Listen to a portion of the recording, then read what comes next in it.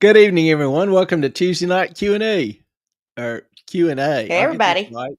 I'm Queuing Clay, something. joined by the awesome as hell E-Train. We'll be with you tonight, taking some of your questions and comments and observations and wonderments and bewilderments and maybe adding in a few of our own. So we are All the glad to things. see you. And those of you on the replay crew, sorry you missed us live, but we are glad and appreciate you being part of the replay crew. Which also reminds me, for those of you viewing the stream, if you will, go ahead and give ourselves a little plug here.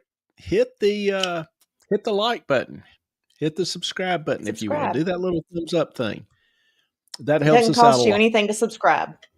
Subscribe is free, but helps the algorithm. And obviously, getting some likes helps a lot too. So we appreciate that. This is Q&A, which is kind of your night. Some people have sent in some questions, comments, thoughts, whatever. We'll get to some of those. E-Train oftentimes comes up with some, but if you have something, just type them in, regardless of whether you're on Rumble, X, or YouTube. E-Train monitors those, and if they are not passed through to our feed, she'll repeat them for us. And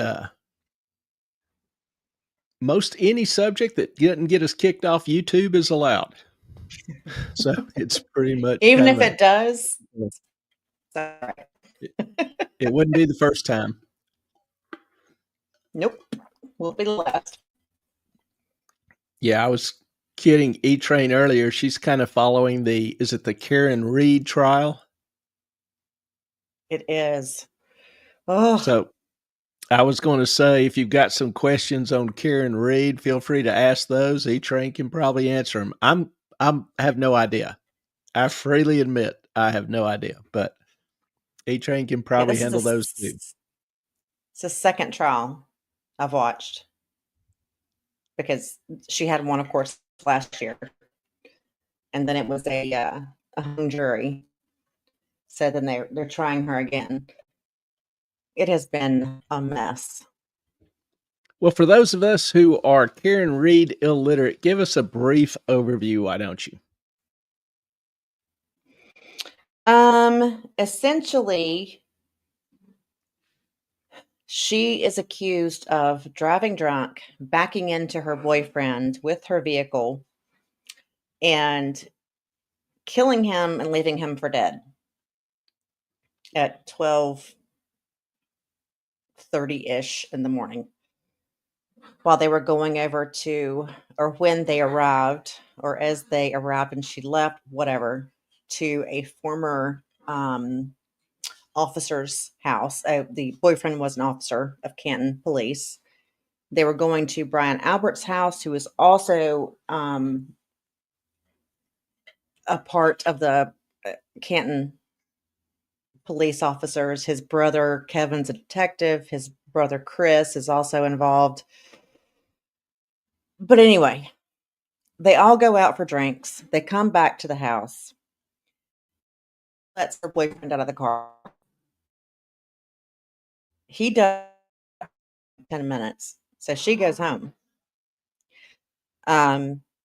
They're saying that she backed into him, killed him. However, there's lots of evidence that is contrary to that. The lead investigator with the state police on the case was fired because of his mishandling of this case. I mean, it's a shit show, basically. My opinion, do I think she did it? No, I don't. I don't think they're proving anything. I think they're proving she was hysterical because her boyfriend didn't come home and she didn't know what was going on, and that's pretty much it. It sounds, even the contusions on his body don't line up with being hit by a vehicle. They line up more with being hit, like hit, and a dog attack. A dog attack. His arm is filled with these like parallel scratches and puncture wounds. They had a Interesting. German Shepherd or German Shepherd Malinois mix. We're not sure exactly. That was not friendly with strangers. Mr. O'Keefe had never been to that house, and one of the officers in the home had a beef with him. So,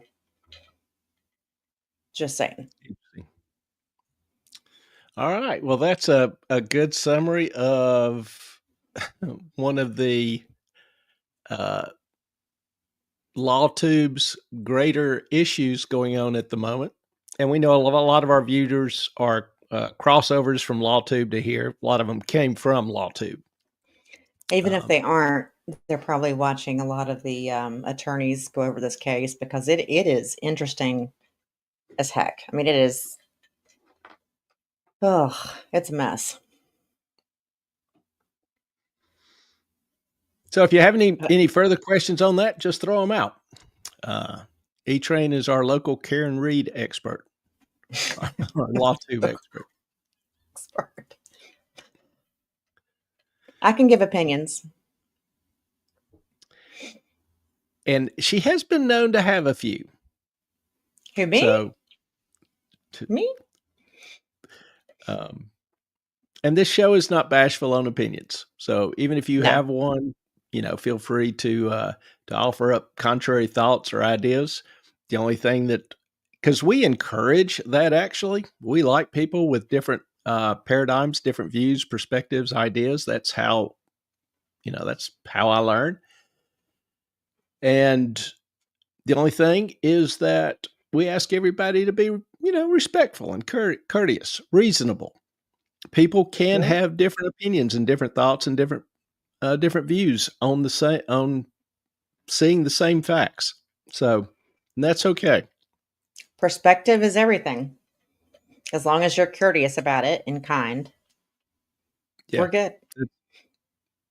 That's the only requirement. Now, for tonight, had a few things. I mentioned on the show Saturday, we talked about, China, chess or checkers. And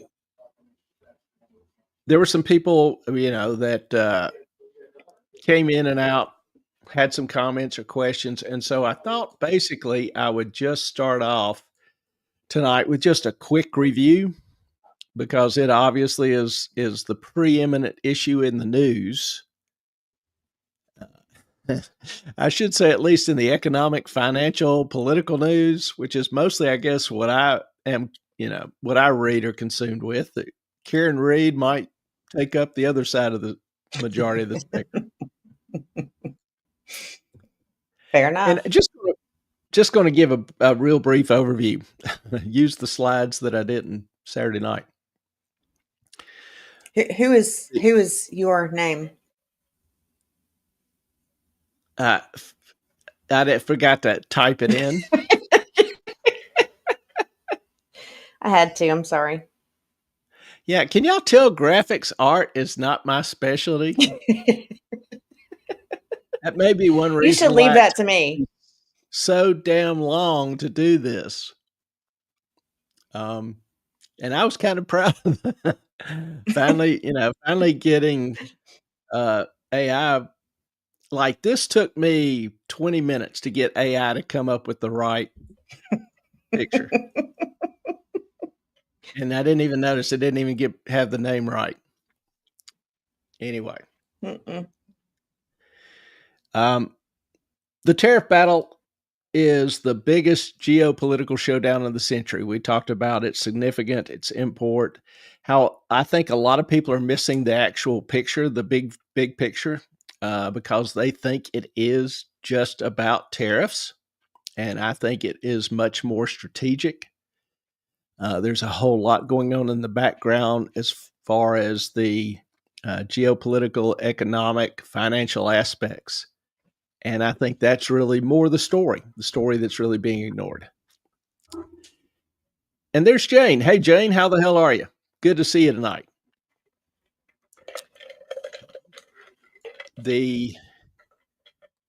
Over the past few weeks, we've seen China denying that they were talking with Trump, saying, no, we're not holding, any conversations. This is a battle to the death. And Trump's been saying, yeah, we're talking with them, which I think's kind of hilarious because I think Trump's just trolling them. I think he's trying to cast doubt and, have the leadership wondering, well, is somebody talking with them behind our back? Because they're very suspicious by nature. Danny Lynch, how are you, sir? Good to see you. Appreciate you. Thank you for being Yeah, appreciate you joining in. Expect you to have some outstanding comments and questions.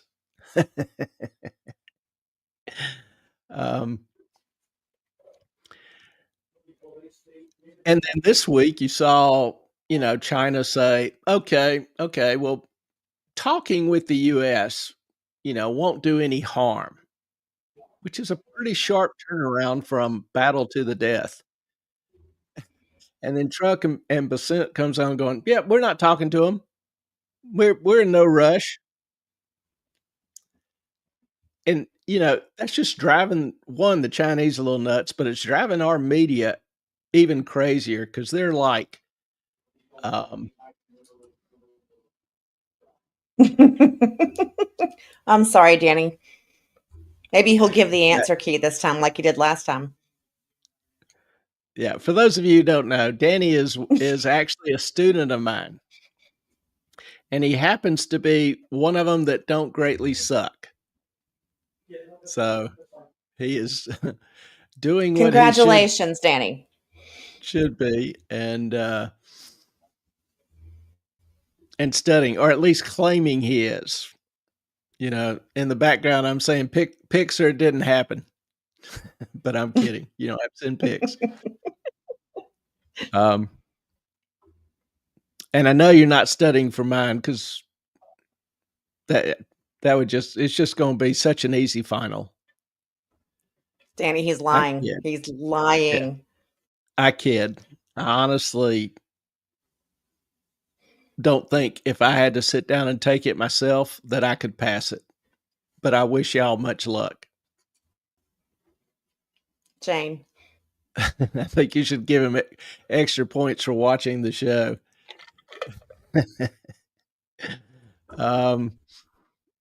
He should, Danny. He should.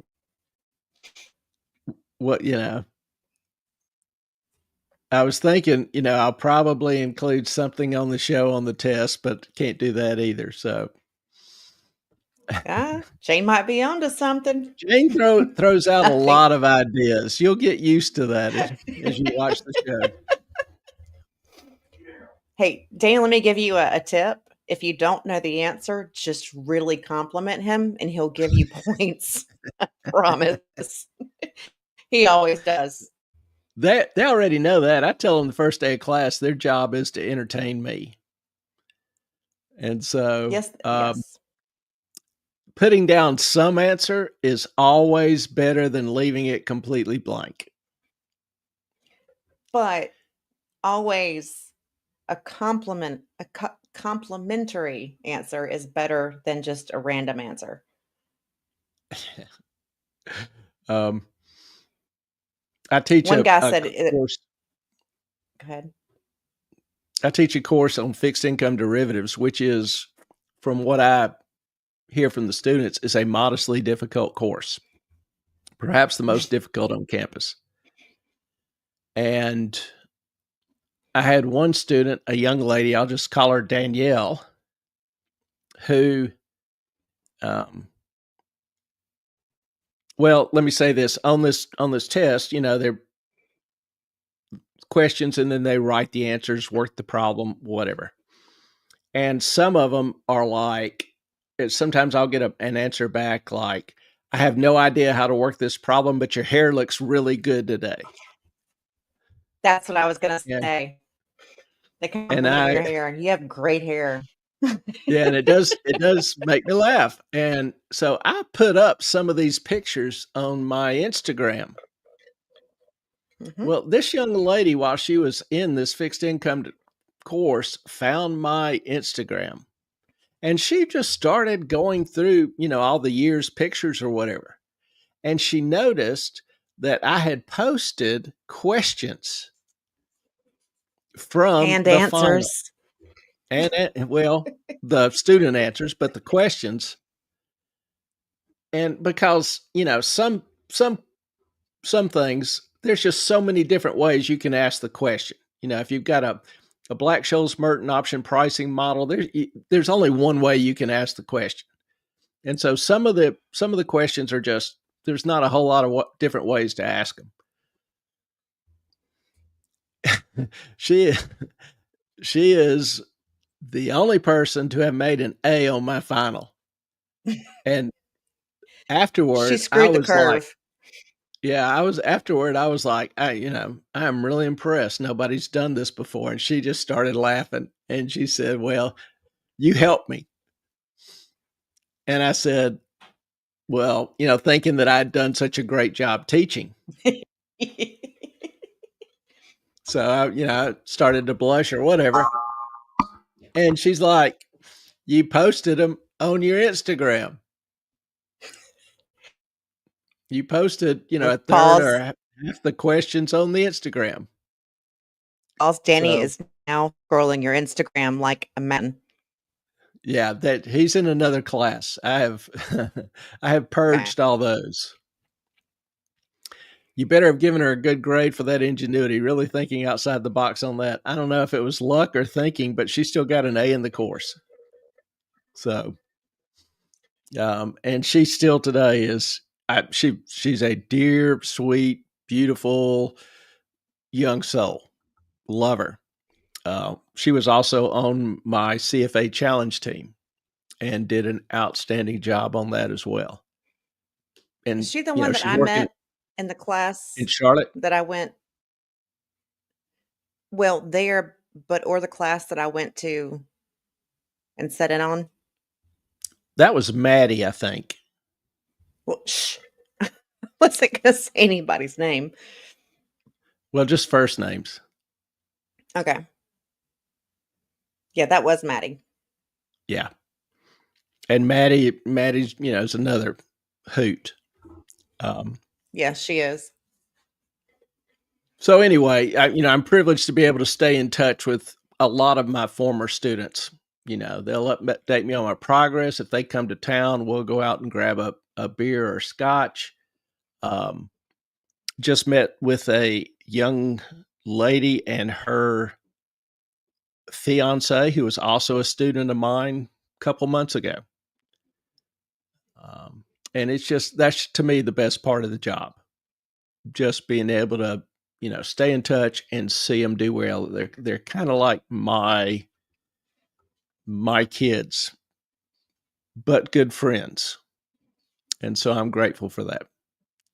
Yeah, that is one thing that I will give you, Clay, is that, I mean, obviously I went to college, met professors, ones that I really liked, adored, loved, whatever, but never kept in touch. But I will give it to you. Your students do keep in touch with you and make sure when they're in town, they come and see you. You have done them well. Well, I don't know about that, but I tried. But that's the best part of the gig to me. I know. That's why I do it. I know. All right. One other suggestion as we continue on tonight. Scotch is the official drink of the show, so it is recommended for the turmoil which is about to follow. Hang on, Danny. That is a tip. I know Maddie and Danielle both gave him scotch, so I'm just Ellen, saying. no, I'm just screwing with you. I know that's not. Now, just kind of reviewing China real quick. I'm not going, like I say, I'm not going to go through all this in detail. But you remember, I mentioned the cracks in the pagoda. This is the picture I was referring to at the time. But China economically has some extremely serious issues going on that you'll never hear about in the mainstream media. They've had a real estate crisis going on for several years. Prices are down 20 to 40%. It's just massive. And that's in a state controlled economy. China also built entire cities, sizable cities with skyscrapers that nobody lived in. Huge expense. And now they're having to tear them down because they were so poorly constructed, they're a risk. They can't be inhabited. The yuan several weeks ago hit 7.5 to the dollar, which is extremely weak. Now, to keep this in mind, what does a weak currency mean?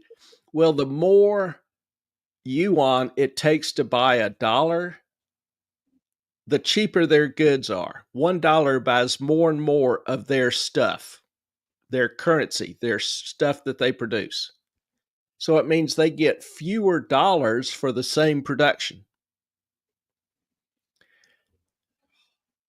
And particularly with the economy crashing and having such high debt, their debt for banks, their debt for local governments, for the provinces is just, it blows ours away. It's 2 or 3 times what ours is. So if the yuan weakens to 7.5, 7.7, they're done. And so it touched 7.5. Well, they stepped in and sold a bunch of treasuries, been selling treasuries, trying to support the yuan, keep it at around 7.2, 7.3, which is kind of where it is now. But they're not going to be able to continue that for much longer. And as their economy continues to crash, that only strengthens the case for a weaker currency. Bond yields are up, which means investors are dumping Chinese debt. Right now, who wants to invest in China? Nobody. Who wants to get out of China? US. Yeah, who wants to get out of China? Everybody. Everyone. And so that's a real crunch. The stock index, one of China's main. Do what? Can I ask you a question? Yeah. Do you think that people are backing out of China or because of their economy or because of the tariffs that Trump has placed on them? I think there are 3 reasons. One, the Premier Xi over the past 7, 8 years has increasingly tried to concentrate power, kind of take a step back from the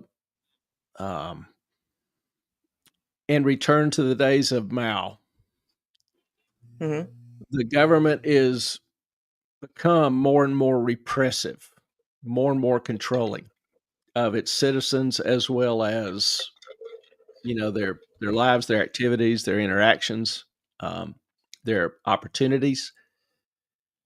And those opportunities accordingly have been reduced. We'll talk about that in a minute. A second main reason is that, yes, the economy has been crashing. The more centralized control they've put in, the stupider, the worse the decisions have gotten, and the more serious the consequences. For example, their one-child policy.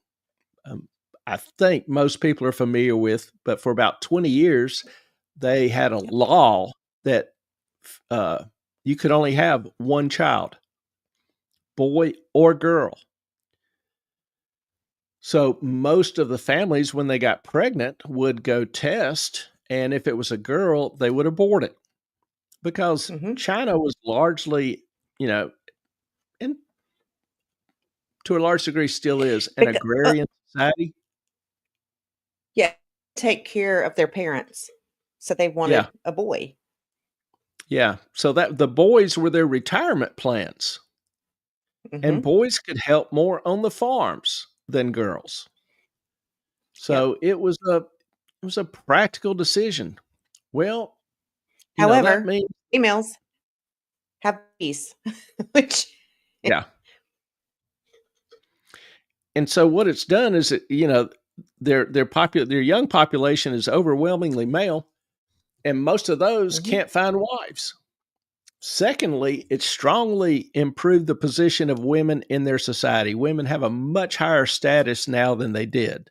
They're much more valued than they were 20 years ago. Because they can pick whatever male they want. Yeah, they can pick their husbands now, which throughout China's history, that is just absolutely unheard of. Mr. Lynch. Anyway, once the yen crashes, which I see happening in the future, China is screwed. What do you see having the biggest impact on America in terms of our economy, stock market? Well, as the yen weakens, more and more people are going to be more desperate to get out of China. And so they'll increasingly dump their assets at lower prices than they would. But, panic, fear, whatever kind of sets in.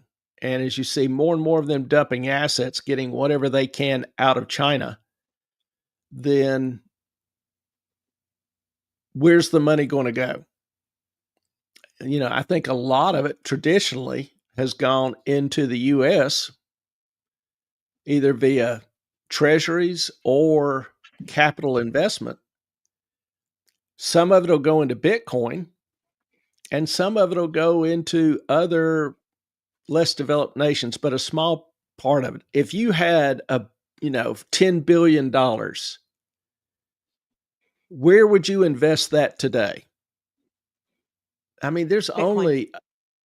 there's only a handful of Sorry. countries that you would consider investing in or assets. Bitcoin would be one of them. But you wouldn't invest in Africa, the Middle East, probably not Russia. Um, what country would have the lowest taxes on your capital? What country would give you the greatest opportunity to repatriate your money? A lot of countries, if you invest, you can invest, but you can't take the money back out. There are restrictions. Repatriate your money. Well, the US has no restrictions. Also, foreigners get a fair shake in our courts.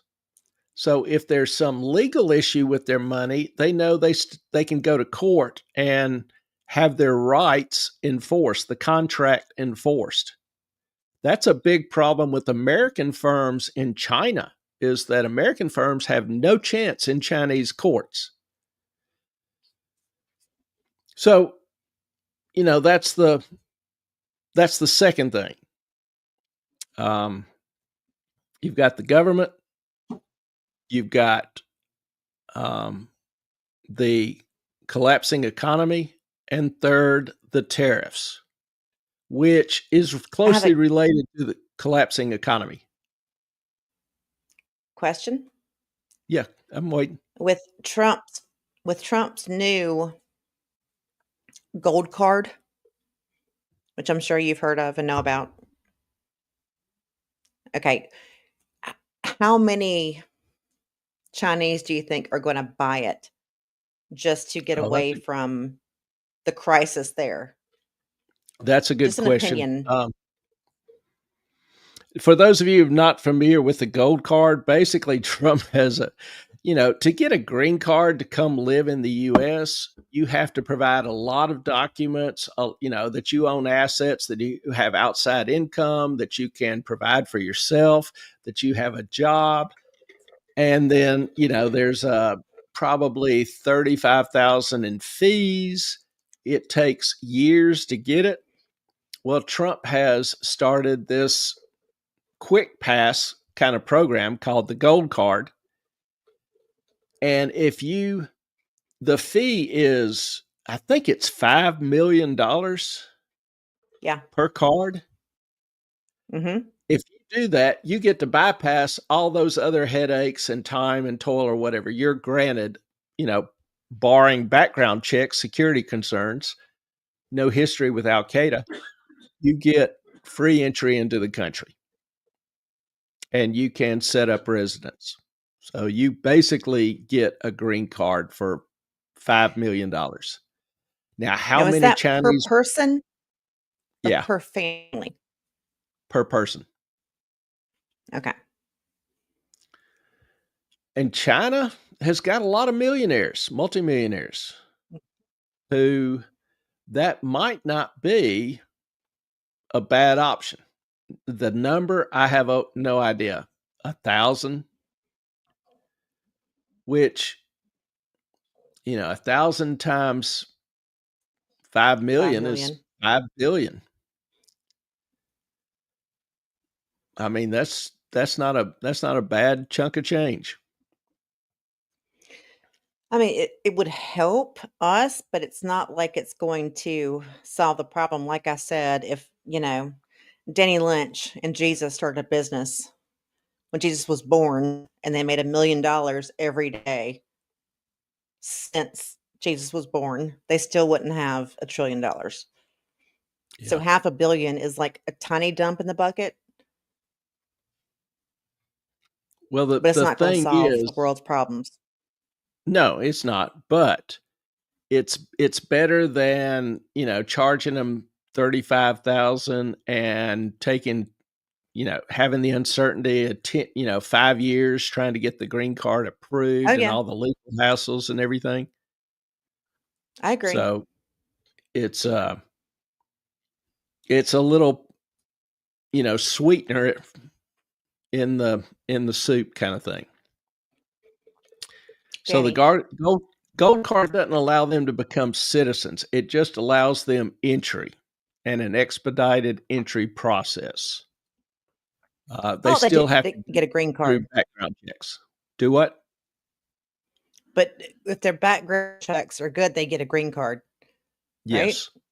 Yes, basically that's Okay. it. So they maintain their immigrant status, but they're legal immigrants, and they have demonstrated via the $5,000,000 payment that they have the ability to take care of themselves and won't be a burden on the state.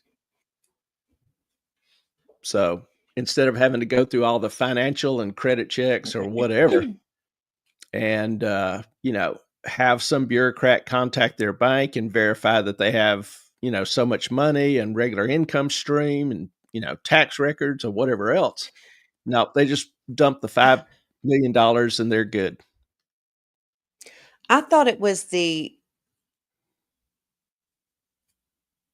forgive my trying to think back.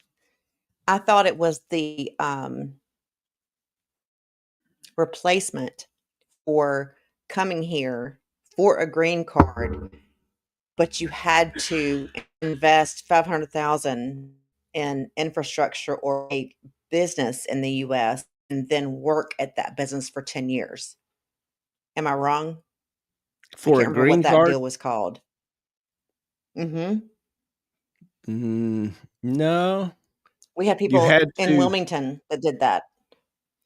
Yet I've had students trying to get a green card, and the process normally is 5 to 10 years. Um, so they have to, have a visa that they can renew. They have to have a full time job. They have to show that they have cash and can live independently before they Okay. even Imma apply. Imma look that up because I Okay. swear if someone invested 500 grand into a company and then worked with that company or in that area for 10 years, they were given a green card. So give me a second. Y- Yeah, I'm gonna mute. that's fine. So China's economy in the dumps. Tariffs making it worse by an order of magnitude. Taking what's bad and turning it into catastrophic. We've seen numerous reports and videos. There's actually a YouTube channel called China Observer. Not that I am bashful about recommending other YouTube channels, but this channel has a feed of reports from all sorts of people in China showing what's going on from the average person's kind of view. And it's an eye opener. Um, Thousands of factories are shutting down, and people who have performed work and produced goods aren't getting paid. that they haven't. The state owes them back pay. Did I mention that the state is having cash flow issues and owes tons of debt that they're struggling to pay? Yeah, they've got a lot of workers that haven't been paid in months. And people are starting to protest. Now, the Chinese are peaceful protesters. It's not like Antifa, here in the States, but they'll step it up over time.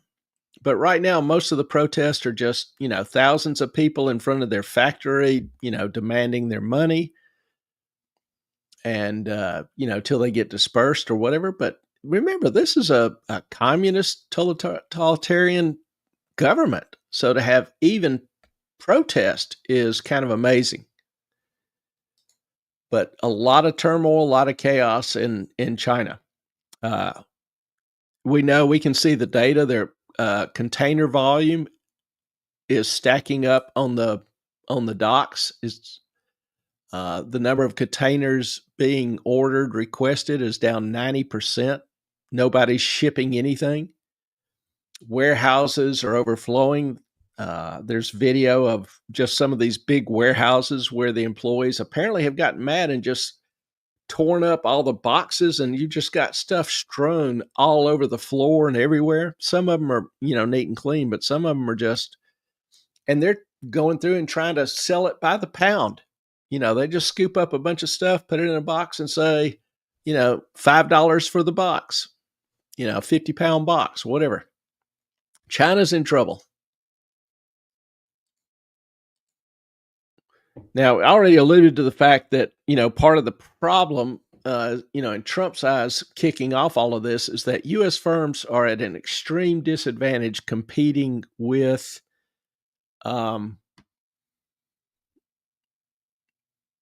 competing for Chinese business. There are regulatory hurdles they have to overcome. They have to surrender oftentimes their intellectual property, or if their intellectual property is stolen by another Chinese firm and they start reproducing their products, the U.S. firms have no rights. It's no use trying to sue or take them to court. They will not win, so they don't even try. U.S. firms have zero rights in Chinese courts. Also, competing in America, Chinese firms trying to sell their goods, they don't, get listed on the stock exchanges. Well, hey, Carson, how the hell are you? Good to see you, man. Hope everything's going well up your way.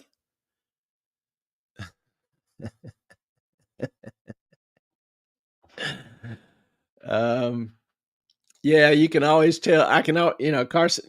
Carson can always tell when I see him popping up. Carson adds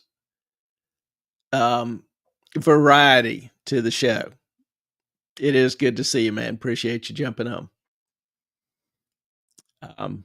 But a lot of Chinese firms are listed in U.S. markets, selling in U.S. markets. Well, the thing is, as far as business, if you're entering into a business contract with another firm, normally you get their financials, and because you're sending them product, you give them 30, 60 days to pay. There's really kind of credit established. And so you want to make sure they have the wherewithal to pay you back. Well, Chinese firms, their financial records don't meet U.S. standards. We call it GAAP, generally accepted accounting principles. Well, they don't have to follow those accounting rules. And so American firms have no idea really what the financial status of the Chinese firms are. They just have to kind of enter in blind faith. The regulatory burden in meeting those requirements is far higher on U.S. firms than what Chinese firms have to pay because they don't have to meet the same standards. So that's another area where it allows them to save money and have lower costs because they don't have to meet all the standards, regulatory standards that a lot of U.S. firms do. Obviously, China oftentimes gets free IP, intellectual property. They just steal it or demand it from U.S. firms as a price they have to pay to access Chinese markets. And overall, Chinese firms just have a much favored competitive position compared to American firms, not only in China, but in the U.S. as well. So that is something that the administration is also trying to deal with. Huh. Immaturity is the word you're looking for. I will not say immature because you seem to handle your responsibilities actually pretty well. I'll just say free spirited. How's that?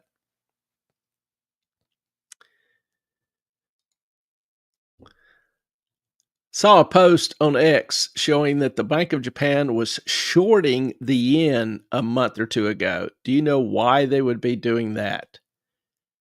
Um,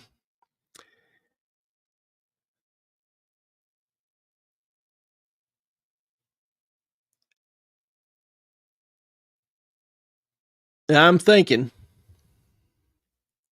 because shorting the yen means that the Bank of Japan, the Central Bank of Japan, is trying to force the yen lower. It takes more yen to buy each dollar. The dollar buys more yen. The problem with that is that normally they have been defending the yen because if the value of the yen drops, that creates inflation. All the goods they import cost more. Now, their domestic prices don't change. Japanese consumers don't see any change in Japanese prices if the yen weakens. But what they do see is all the stuff they import, like oil. They have to import all their oil. They have to import a lot of their food. Um, those kind of basic products increase, and so inflation goes up. Well, Japan is very sensitive to inflation. Then they have very low interest rates. Their interest rate is 0.5% now. Their equivalent of our Fed funds is 0.5% now. Ours is 4.5. And some people are complaining that's too high. The problem with Japan also is that they also have very high debt levels. Our debt is about 130%. Government debt, federal government debt, is about 130% of GDP of what we produce. Japan's is about 240, 250% last time I checked. Way higher. Now, we have seen the impact on higher interest rates on the interest charges our government has to pay to cover the interest. Right now, it takes takes about half of what we collect in income taxes. So, and you can imagine if Japan is used to paying interest at 0.5%, and then the interest rate goes up to 1%, you think, oh, that's only 50 basis points, 0.5%. But their interest cost has just doubled. So when you are addicted to extremely low interest rates and interest payments, especially when you've been doing it for decades, you forget that there's really upside risk there. And so you don't really save the money, you're just spending it elsewhere. Well, when that rate quadruples or doubles, it was 0.25%. So if it goes from 0.25% to 1%, it's quadruple. That's what I was thinking. So if that rate increases that much, your interest payments blow up, and that's a problem. So the Bank of Japan has been fighting selling U.S. treasuries as well in order to buy the yen, in order to prop up the yen, to keep it from falling. Does that make sense? Everybody, this making sense to everybody? So, if they were shorting it, they would want the yen to be uh, to weaken. And I am not sure exactly why they would be doing that a month ago. I'll look and see what I can find. Offhand, I can't give a good answer.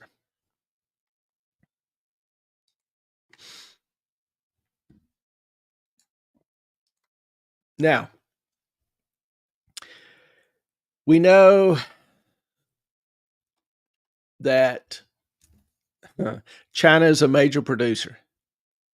Now, I see a lot of studies saying, China produces 15% of U.S. imports, um, and is 17, 18% of their exports, which is a pretty big chunk. But the thing is, I'm confident, very confident, we're an even larger portion of their exports because they, in order to avoid some of the U.S. tariffs or limits, they will ship their products to Vietnam, to Malaysia, to Indonesia, to Korea, to Japan even. And then the firms that receive it in these countries will rebox it and show it as being exported from these other countries. So it's a way of circumventing, getting around U.S. export restrictions and tariffs. Well, Trump has had some serious discussions with those countries, and in talking about not only increasing their tariffs if they do that, but filing criminal charges against the companies, the executives of the companies who do that. The that's the stick. The carrot is that he's willing to remove their tariffs if they don't. So they get free exports to the US. Again, the when you see a lot of these things happening, it's not just the fact that Trump's trying to increase the tariffs on everybody. There's a strategy behind there. He's taking away China's ability to sell product in the biggest markets in the world. Now, China has economically and militarily had some contentious moments with these countries. They're not necessarily a big fan of China. And so they're sitting there, my perspective, they're sitting there thinking, hey, we can take this business. We can do this business ourselves. And you're seeing some of these plants and manufacturing move to these other countries. Apple just announced it was going to move 40% of its production in China to India and Vietnam.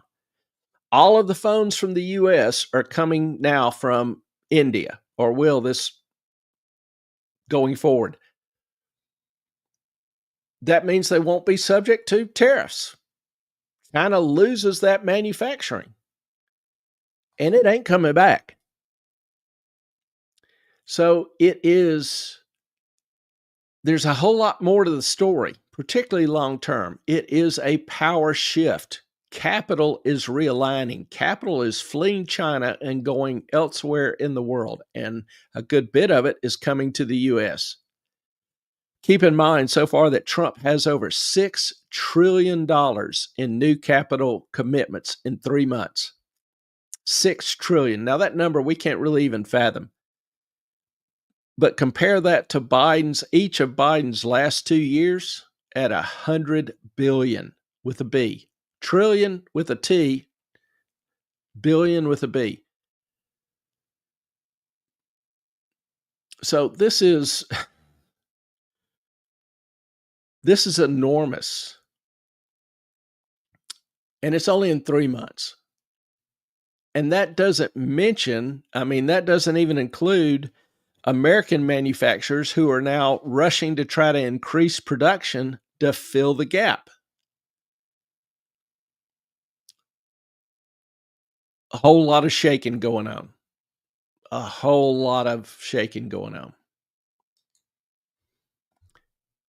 Now, China originally, came out with a position paper, a strategy, and their goal was to align all of Asia and Europe against the US because of these tariffs, to isolate the US. Well, that's completely failed. Everybody is ending up aligning against China. China hasn't really made any friends the way it's executed its power and growth. It cheats. It takes, it uses the Chinese model, economic model, isn't built on consumption. And I've talked about that a little bit, but in the US, we're built on consumption. So we want people to have good wages, to have higher standards of living, to be able to do, the things they want. China's not like that. Xi is very much against consumerism and consumption.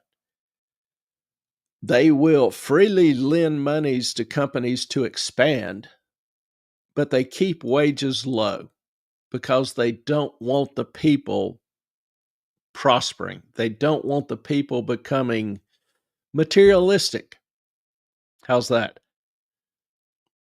They want them to be more subservient, humble, and, minions of the state. They don't want them getting money to where they can start thinking on their own. So,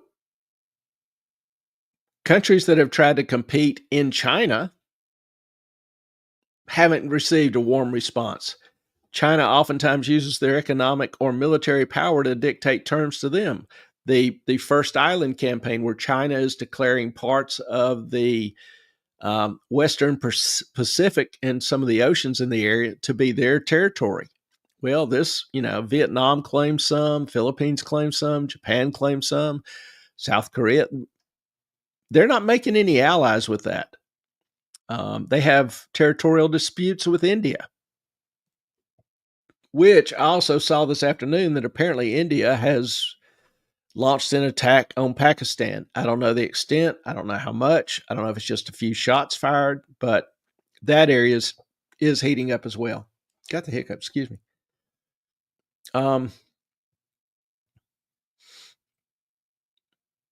So China is in the process of being isolated by all these countries. So this is not an accident. If you look at Percent, he kind of, mastered or marshaled some of the same forces against the British pound in 92, some of the same economic forces against the yen in 2010. He's an old hand at this. There's nobody better in the world to structure this kind of currency collapse than Percent. The formula's working, seems like it's working again.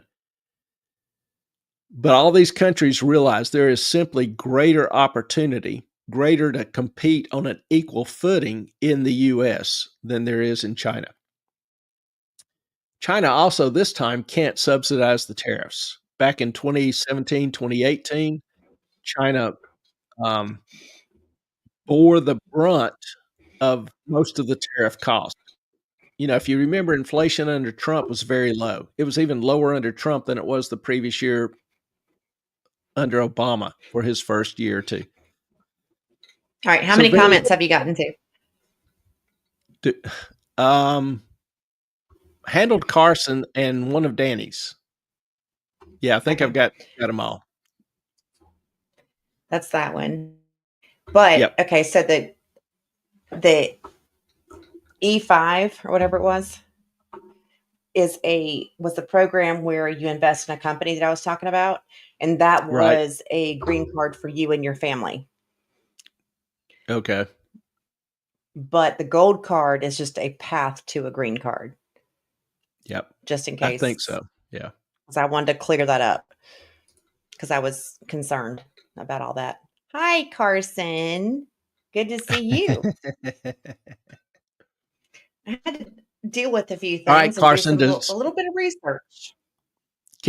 Carson, can you tell when Ellen reads one of your comments? Carson said earlier he can always tell when I read one of his comments. As opposed to me, because I'm sweeter. I don't know. We know I'm sweeter.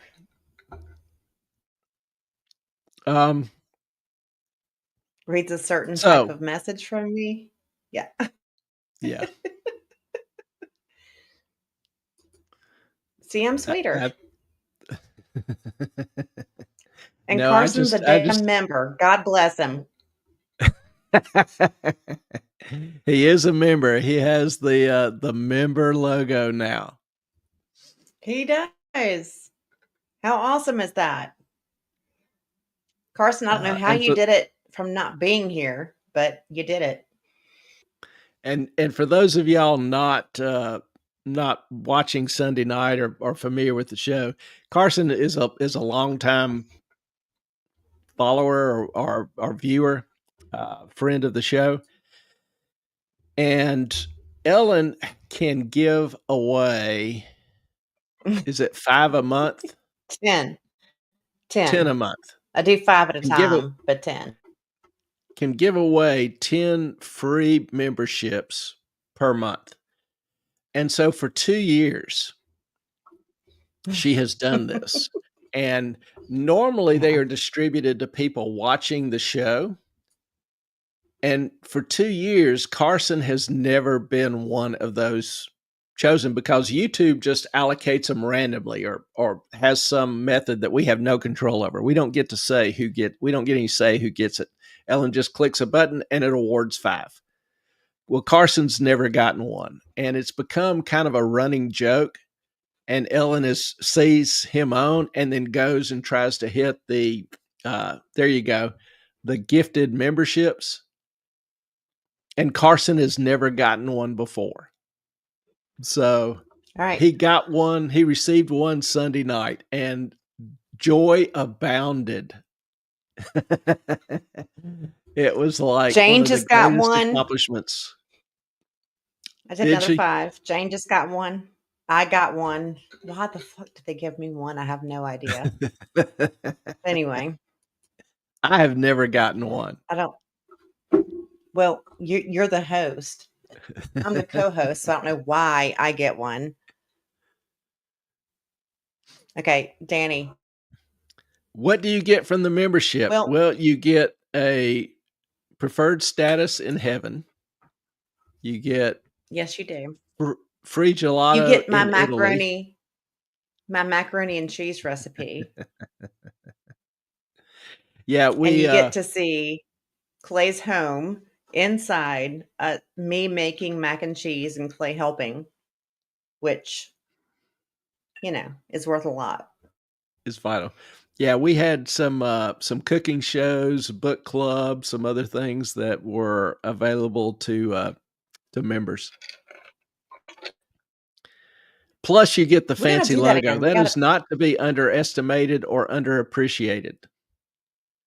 You're welcome, Jane. Of And thank you, course. Jane. Jane has been a longtime friend of the show as well as Carson, and we appreciate both of you, really do. And Jane has Yeah, helped co-host some, so yes. And we very do, grateful for Danny, we Jane. do book club and movie club on like Zoom. So we get to discuss movies and books that we read, just kind of with a few of us that are members or the people who are members. So it's fun. And you get to see what Clay reads. Although some of us decide to not to read what Clay recommends because it's Yeah, like 8,000 pages on finance. And we're like, no, let's do something fun. they have restricted me from picking the books now. So Yes. He's not allowed. that is, yeah, I'm not allowed to pick the books anymore. Carson, I think it was my absence for a bit that got it done. Could have I don't been. know what to say to that. Congrats for staying away. No, because we missed you and your Yeah, shenanigans. Like, I'm the we creator of shenanigans, but you are like the inducer of shenanigans. Like, you know. yeah. Carson brings a very unique wit, style, personality, whatever to the show on occasion, and yeah, he's Carson's a good dude. He's a But don't tell him I derailer. said that, huh?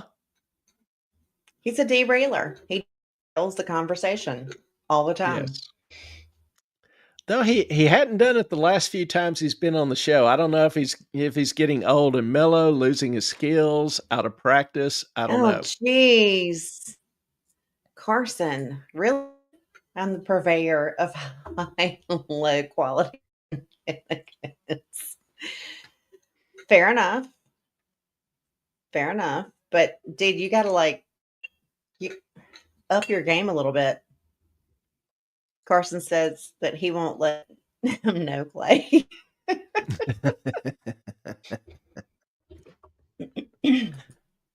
Carson, are you in support of becoming the 51st state? God, I hope so.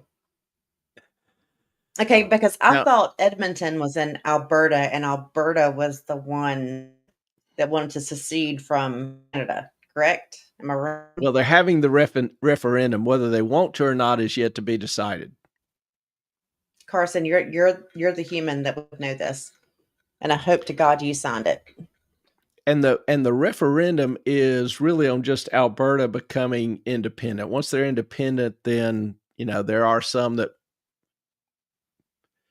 have talked about becoming the 51st state, but there's also apparently some, and Carson, correct me if I'm wrong, but there's some discussion that if Alberta does withdraw, that Saskatchewan, maybe Manitoba, another province or two also would. So you could have you'd have enough to form an entire separate country if you wanted to. Carson, no idea what that means, or I don't. In Well, favor the of East not is being what the East? The is the East of far what? left, the eastern part of Canada with Toronto and Ontario are the ones where all the votes are for the leftist government. Gotcha. So those are in the East. And, Would you rather Alberta, be ruled some of by the the arguments, U.S.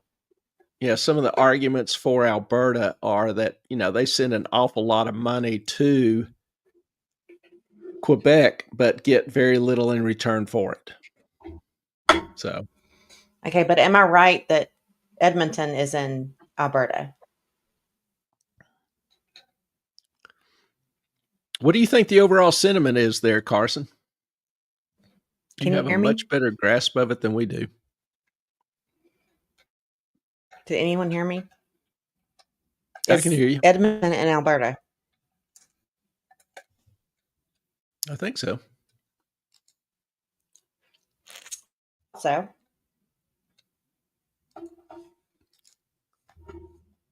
While Carson is looking up whether or not Edmonton is in Alberta,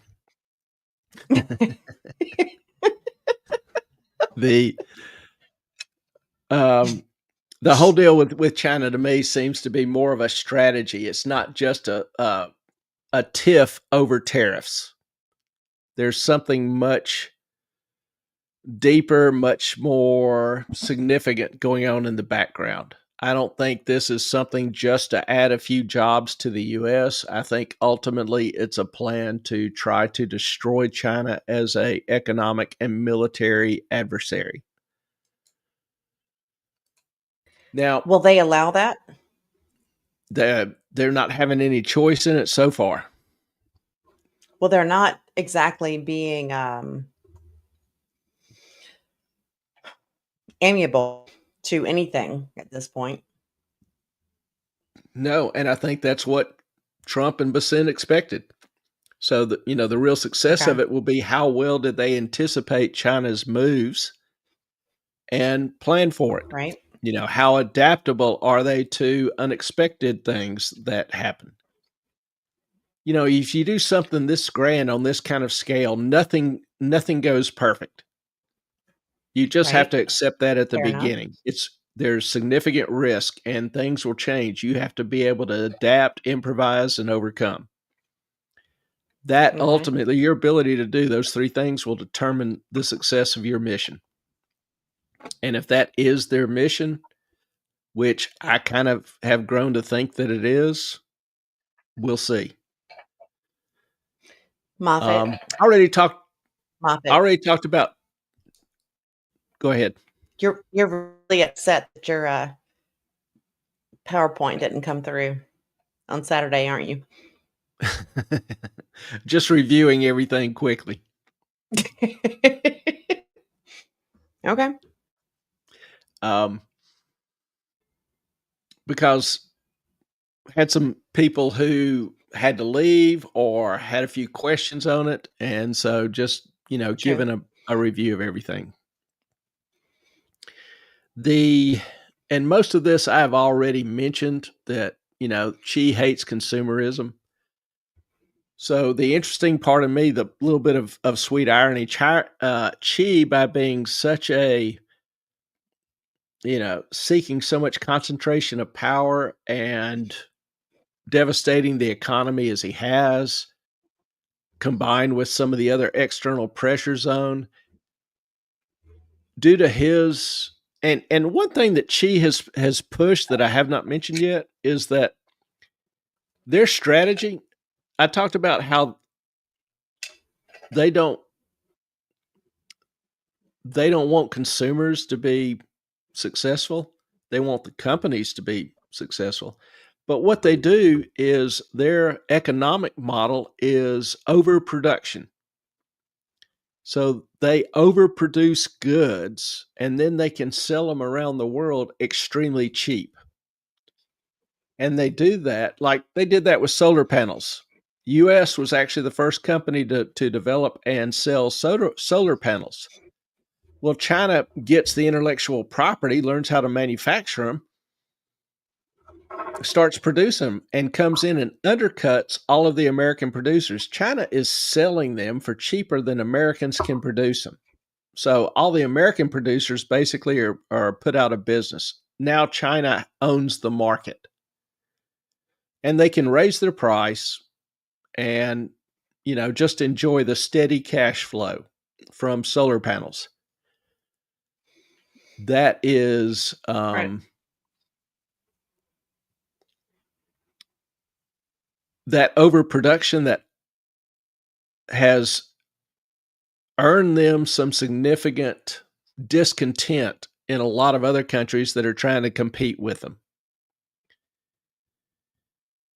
But that economic Carson. model has made Mhm. China extremely dependent on production.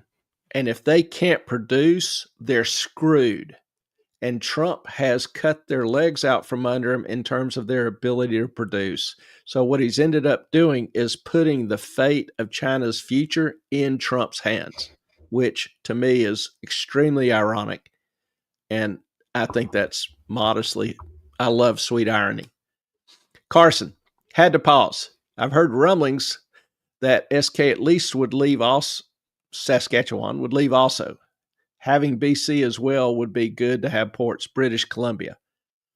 So if I remember my geography, you've got Alberta in the middle, then Saskatchewan and British Columbia. So from the middle of Canada to the coast, the western coast, is what Carson's talking about. Yes, Edmonton is in Edmonton. Alberta. And Mhm. overall, the sentiment isn't as strong as it's portrayed to be, but it definitely exists. Jane, plenty of ports in the U.S. to use. Consider becoming a territory. You have autonomy, but you still have might of the U.S. behind you, like Puerto Rico. I, I've kind of wondered what would happen if Harris had won. Harris and Carney are not too dissimilar. But there was some talk in some states of some sort of succession movement, particularly in Texas, if Harris had won. Now, all that faded away, obviously. But seeing this go on in Canada is kind of sad. That so many people would feel so disenfranchised by their government that they would want to separate. Well, Carson, if we I become a mean, part of the U.S., I want a Bill of Rights. If you become a part of the U.S., the whole Bill of Rights applies to you just like anybody else here. mhm. So, um, That's how that and works. yeah, and we've been fussing and feuding over, trying to reestablish that the Bill of Rights actually means what it says. So, um, Tough. It's like, you know, I feel like the U.S. government is trying to tear down, or not all the U.S. government, but one side is just trying to take away all the rights. Well, that's the thing And about people in power is, the old saying is that um, power. What is it? Power corrupts. Absolute power corrupts power. absolutely. Hmm. The more power somebody has, the more endowed they think they are to exercise that power and even obtain more power. It's addictive. And that's just a constant fight in a republic to try to say that the laws are sovereign, not the ruler.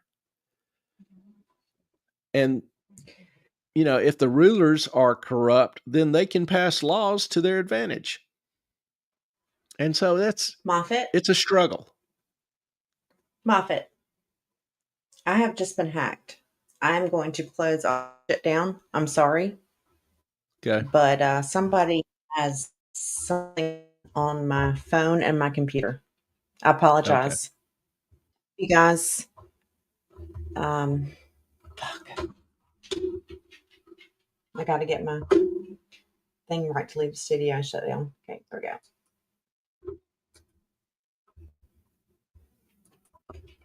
Yeah, just turn off your internet on all I your will. devices, and then we'll see you soon. It's not. It won't let me.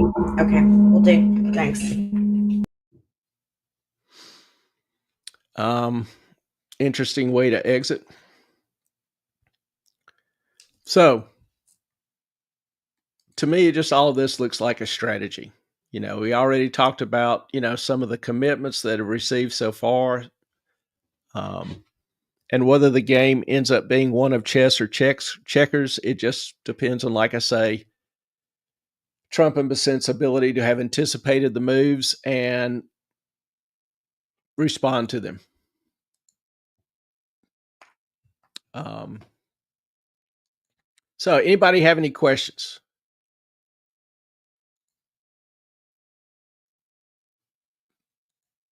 Now, kind of ended the show. Check or chessers? Is that what I said? You know, got this little thing in here, and my ear itches, so I'm always wanting to scratch it, and thinking about it, and then thinking about Ellen with her, possibly being hacked there. That's never a good thing.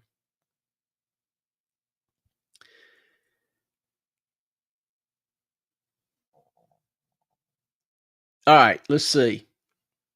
Been talking about China, and I ended up the show the other night by saying that China has basically three options. We saw where the state media on China came out and said no harm in talking with the U.S. This after, a couple of weeks after China said it was a fight to the death.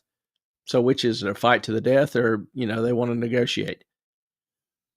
Well, my view, China basically has three options. They can devalue the yuan by 30 to 50%, which will destroy the economy.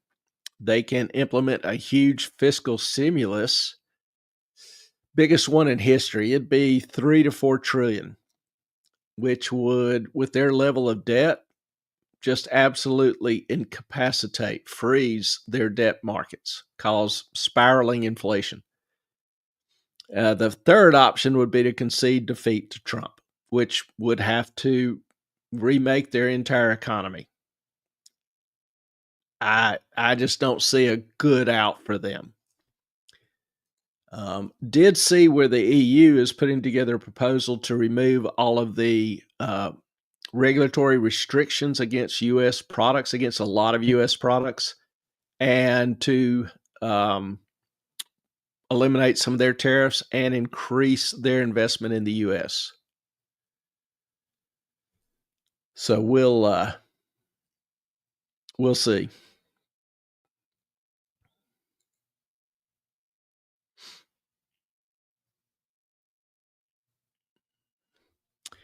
In short, I think kind of we are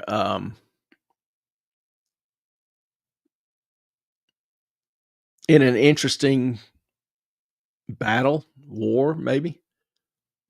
And this will have different stages. The first stage was obviously the announcement imposition of the tariff. Stage 2 is the logistics. I think I mentioned this briefly the other night. You've got a lot of factories that have depended on uh, just in time imports. They have small warehouses, but a constant flow of goods, and those goods arrive basically as they're needed or just before they are needed. In American industry, you've got retailers of all sorts of goods, housewares, clothing.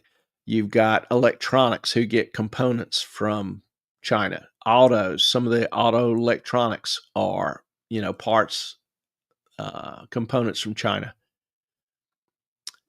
Now, like I say, you've seen a lot of American manufacturers the past few weeks go to some lengths to try to increase their production in anticipation of being able to step in and replace some of these goods.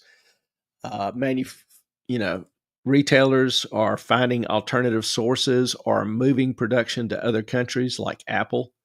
Just saw where Timu of all companies, who basically will generally sell a lot of knockoffs and very low end, price goods. Timu announced they will begin sourcing and shipping products directly from the US instead of China. They also announced they do not expect to have to raise prices. So that's kind of interesting. Timu. Now, I've also said, a lot of people think that the tariffs will be inflationary. I've said several times that I think tariffs are deflationary. They certainly didn't increase inflation under Trump. And, in support of that argument, we've already seen the prices of some things drop significantly. Oil has gone from 75 to $58, $59 a barrel. And oil impacts the price of everything in this country, whether it's shipping, whether it's production, plastics, metals, whatever. Obviously, your gas prices, your electrical costs, your heating costs, cooling costs, all of that, flows from oil prices. In addition, Google, some of the larger searches now are for made in America products. So a lot of Americans have, Trump loves controversy. Do you know, have y'all noticed that? The dude loves controversy. And, I heard him say once that controversy breeds discussion. And so I'm thinking in my mind, a lot of times he's controversial or he says something controversial because he wants people thinking about it. He wants people talking about it. The more they talk about it, the better informed they get. So that's kind of his tool. He doesn't necessarily always come out and argue his position the best, but he gets people talking about it. And over time, that makes a difference. So he's got people talking. There will be some industries where, specialized firms, maybe soybean farmers again, that will be hurt. I kind of expect the government to offer them relief loans like, they did previously. But most larger firms, I think, will be able to weather the storm without a big to do. We'll see. The offset is that a lot of smaller firms will be able to take advantage of and increase their production. I just saw where the Small Business Administration reported that manufacturing loan applications had surged in the past 90 days. And, as far as employment, manufacturing the last 2 months gained about 14,000 jobs. This compares to 110,000 jobs lost in 2024. That's a hell of a turnaround.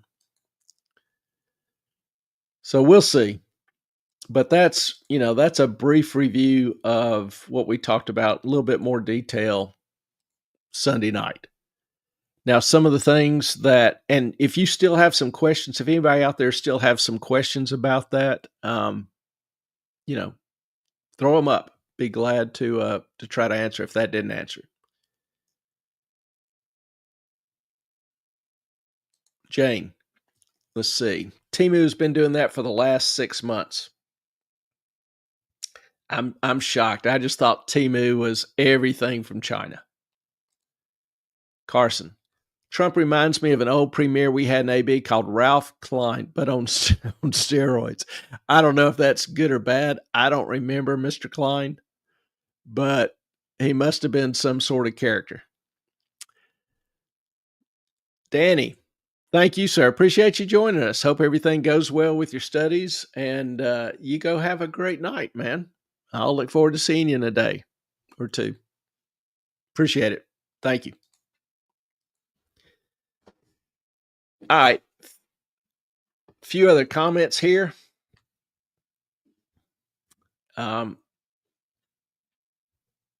We talk a lot about Bitcoin. And I saw a couple days ago with the Maldives is stated that they want to build a $9 billion blockchain hub to lure investors. $9 billion, which is a hell of an investment from them. That is not insignificant. A day later, I saw Cantor Fitzgerald is raising $3 billion to create what they call a massive stockpile of Bitcoin. They want to try to compete with MicroStrategy. That's an interesting setup. MicroStrategy, sells stock, buys Bitcoin, sells more stock, buys Bitcoin. And the prices, and they use some leverage. I don't offhand know how much, 10 to 1 maybe, I'm not sure. But their their price has done well as Bitcoin has blown up. So they decide that they want to, enter that nuanced field of competition. The main deal is demand for Bitcoin is still increasing. There's a hunger out there that has not been satiated and not even close. So for those of you that own Bitcoin, it still looks like there's some opportunity. Game on. Jane, he was great on The Apprentice. He raised over $10 million for charity with that show. Are you talking about Ralph Klein or Trump? I'm not sure. That's something I was not aware of in either case. I mentioned earlier that oil price had fallen and it probably will continue to fall. OPEC announced at the end of a couple days ago that they were increasing production by 2.2 million barrels per day.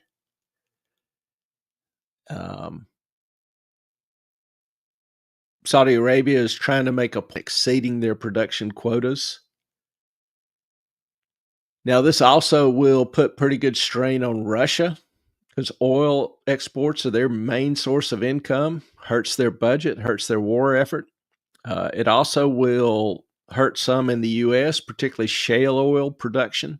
Shale oil has higher cost, but it is right now a small percentage of U.S. production and exports. Now, I lay this background because some people have asked, why isn't the gas price falling? And the reason for that is simple. Refineries keep closing. California alone has closed 2 or 3 refineries the past 5 years. And they within the next 6 months, they will have 22% less capacity per day. They're going to lose about a little over 6 million gallons of gas a day. Now, the only way for them to replace that is via tanker or rail car, because there's no pipelines going into Canada. Now, at 6 million a day, a tanker can carry roughly 12, 13 million gallons. So you're looking at one tanker full of gas every other day. Now, where's that gas going to come from? Probably, I don't think there's enough excess capacity in the Northwest refineries to do it, or Alaska. So you're probably looking at having to import it from the Gulf Coast. So some of the numbers I saw, you've also got a few other things going on in Canada. Their taxes on gas are going up. There's a net increase of about 63 cents due to excise tax. They've got a low carbon fuel standard that's up 65 cents. You've got an adjustment in cap and trade. So it's likely that gas will increase $2 a gallon, $2.50 a gallon, maybe, just in California. So, and that's not because the refineries necessarily are raising the price. Obviously the refineries are going to charge California for shipping it from Louisiana through the Panama Canal up back again to California. But supply and demand, as supply keeps getting cut, demand remains constant or grows a little bit, price is going up. Nationally, from what I can find, 11 refineries have closed the past 5 years, and only one small one has opened. Some of these closing down are 200, 300 barrels a day. The one that opened, 40,000 barrels a day. So it's small. I figured it out. It basically will cover 9 minutes of the gas used in California. Just California, 9 minutes. So it's all about supply and demand. But that's why the price of oil is falling and gas is not.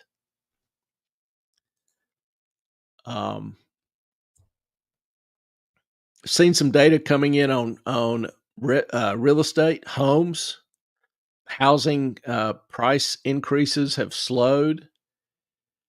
Forecast foreclosures are rising. Foreclosures hit January 2007 levels. Now, keep in mind, the VA has had an exemption where if you miss payments, the VA would step in and make payments. We talked about the FHA. On FHA loans, the FHA has been doing that for 3 years, paying some people's loans for 3 years. That stops in September. Basically, how it works is the FHA, if you missed loan payments, normally the bank would step in after a few months and foreclose on the house, seize the house. Well, the FHA has stepped in and it makes the payments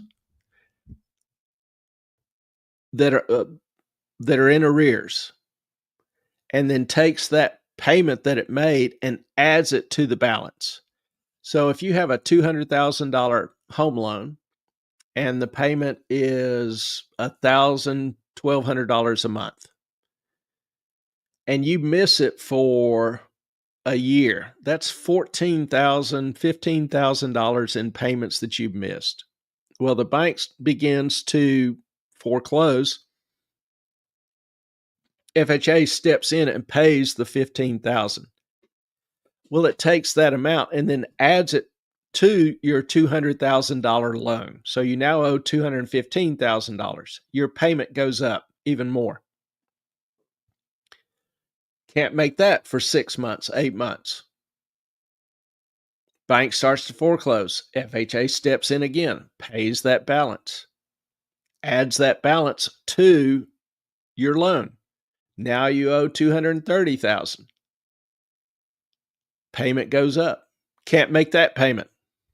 Well, this is what's been happening since COVID. And the administration is saying this is just a fool's game. This is just a waste of taxpayer money. We know some people are going to lose their houses, but it's just screwing the taxpayers, letting them live for free. They have no ability to pay these loans and are not going to.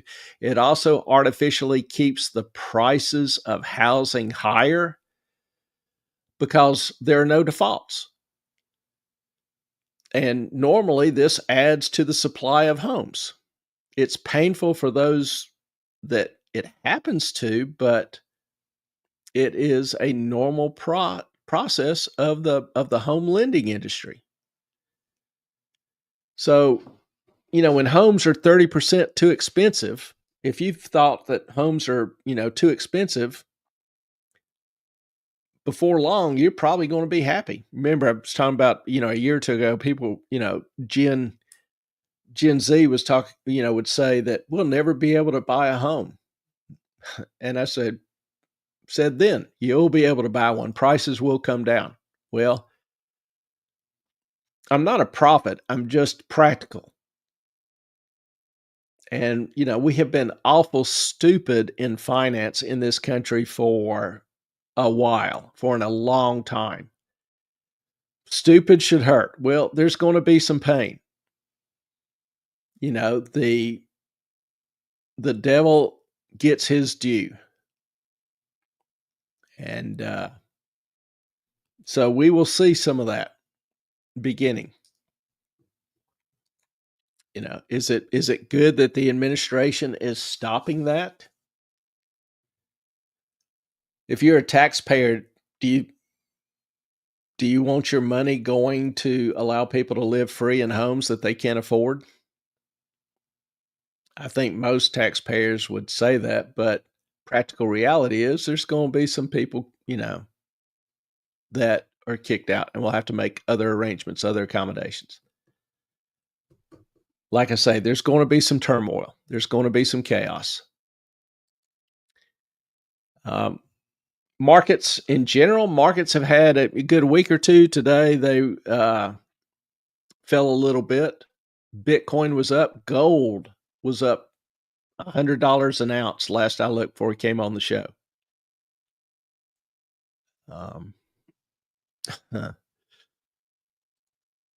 Time to take tiny house living more seriously. Yeah, it's funny. I want to downsize, and I'm moving in that direction. But it just kind of strikes me, when I was, in my 20s, first job, bought my first house, whatever.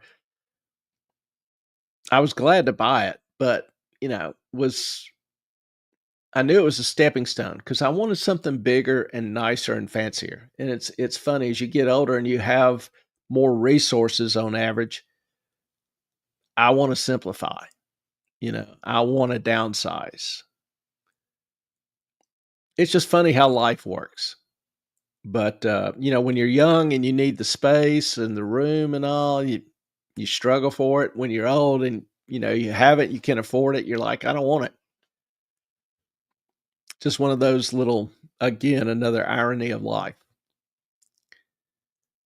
So, some changes coming in housing and housing prices, and in the markets. Now, the markets have had like I say, a good week or two, but I think they've been distracted by some strength in the economy, by AI, by whatever little shiny objects in front of their face. There are still problems ahead. You don't flip the economy from a government-funded one, funded by massive borrowing, to one that's led by the private sector without some disturbances or pain. That's a huge transition. Our economy has gotten addicted to massive government spending. The private sector has sucked for several years, lost 2 million jobs the past year and a half, 2 years. It's been in a recession. But people go, oh, GDP's still been positive. Well, it's all been government. It's all been government. And, the government is spending, borrowing, I'll just say borrowing, $2 or $3 trillion a year to get the economy to grow 500 billion a year. It's a horrible return on investment, and it's not sustainable. It's part of what got us in the mess we're in now is that we've been, cheating reality for so long. So I believe the transition is necessary and long term will be far more beneficial. But in the short term, there's going to be some pain. So don't let me create a false impression that all is well or there's nowhere to go but up. I don't believe that. I don't believe that. I don't want to ignore what the market does in the short term. But my opinion is that the market has not been very bright over the past 15 years. It's kind of had the mind of a toddler. It just wants all the free stuff. It doesn't want to work for anything. It just wants guarantees that it gets free stuff. And that's what it's addicted to, just like any toddler. Has no thought about trying to exchange labors or goods or something of value. It just wants that free money. Yeah, those days have come to an end. We saw this this last week. GDP was released. It was negative, minus 0.3%. First negative GDP print we've had in quite a while. But I'll go ahead and say that's the best negative GDP print I've seen in my life. The reality is that it was negative due to one thing: a surge in imports. And there were two main categories of imports. 50% of it was gold. We talked about, I don't know, a few weeks ago, a month ago, how, gold was exploding and a lot of it was, on gold futures. And gold futures, you can demand physical delivery. So you got to have the gold to deliver. Well, there wasn't enough of that gold that fit that specific description. It has to be a bar this size, this shape, this purity, all these requirements. There wasn't enough of that in the U.S., so they had to get some from England, from Switzerland, from other gold vaults and import it into the U.S. That was 50% of the imports last quarter. The other half was obviously a lot of the imports from China and Europe trying to get ahead of the tariffs. So imports contributed a little under 5% to the GDP calculation, which meant it lowered GDP. Imports lowered GDP. So it lowered GDP by about 5%. Core GDP, which looks just at private investment and consumer spending, which is really the crux of the economy, was up nearly 3%. So private investment alone was up 22% last quarter. Government spending was down 5%. So, what do I want to see in a GDP number quarter to quarter? I want government spending to drop every quarter. I want private investment to go up every quarter. I want consumer spending to remain relatively stable. I'd like to see savings increase again. Well, got 3 out of the 4. It was not a altogether horrible GDP number, and that's kind of despite the shock of it. I think one reason why the market was going up earlier. So this GDP was the result of a technical issue that isn't really reflective of the state of the economy.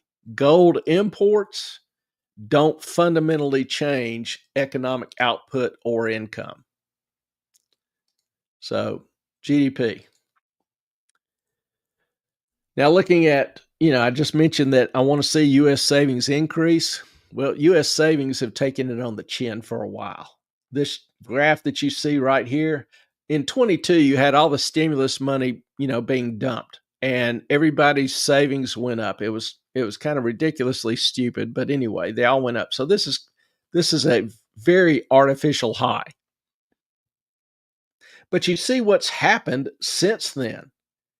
Not only have, now this is categories called excess savings. And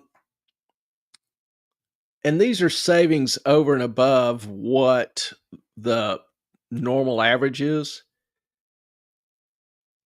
So zero just means you're, at average.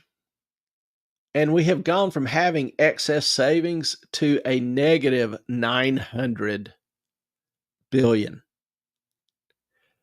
What this means is for the past year, well, actually since, 22, people have been spending their savings. Are they spending their savings so that they can take, have all sorts of luxuries, or are they spending it to buy groceries? Well, more and more, they've been spending it just to buy groceries, take care of their bills, make their house payments, whatever. This is getting dangerously low. So that's something that, we need to get reversed. That's a big red flag to me. Looking at stocks at the market in specific, this is one indice that a lot of people look at, and you can tell it's up and down a lot. This gold and black chart you see down here, this basically is the percent of NASDAQ stocks which trade above or below their past 20-day moving average. So when the number goes above the red line, it's considered in technical terms to be overpriced. The market is considered to be overpriced. When it goes below the green line, you should buy. It means it's underpriced. Well, maybe a little hard to see, but here's where the index was before today. It was in a highly overpriced condition. Now, I've been arguing that the market's been overpriced for a year. But just by this one little indicator alone, and you can tell, this just goes back to 23, middle of 22. And you can tell it fluctuates like nobody's business. So I don't really trade off this. I just use it as an information source.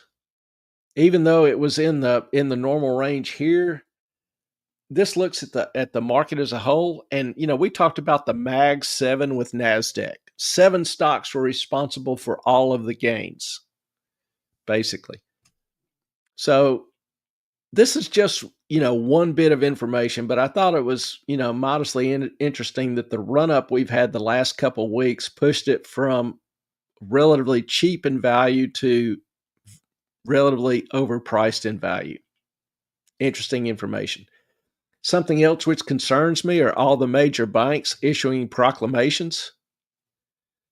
Goldman Sachs came out last week and said, y'all need to be careful. Markets may not have bottomed. Wells Fargo, the market could retest the lows. Morgan Stanley, retesting the low of 5,000. Speaking of the S&P 500, retesting the low end of 5,000 is feasible. JP Morgan sees S&P 500 falling to 4,000 in a worst case scenario. Bank of America, sell the rebound in U.S. stocks. I mean, they're all saying basically the same thing, that this is just a, what I call a dead cat bounce. I always worry when they're all united and when they agree with me.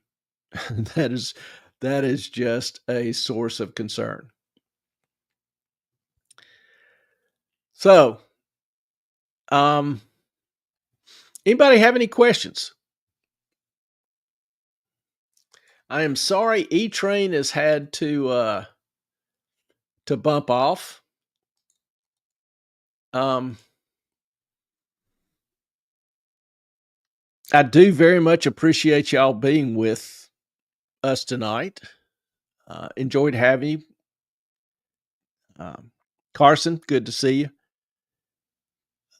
Hope to see you again soon, man. Hope everything's going well for you up there, Jane. Uh, I know Ellen's a little excited to be able to see you before long uh, as you come down for a visit. So, we'd like to ask everybody if you would please, before you go, do the little YouTube stuff for us. Hit the like, subscribe button. If you've got any other questions, feel free to email me at moffatonmoney@gmail.com or DM me on X, moffatonmoney. We love your questions. That's kind of fuel for this show, and it's why we do it. We'll be back Sunday night, 7:00. Look forward to seeing you then. Bring your friends, family, kinfolk, and we'll do it again.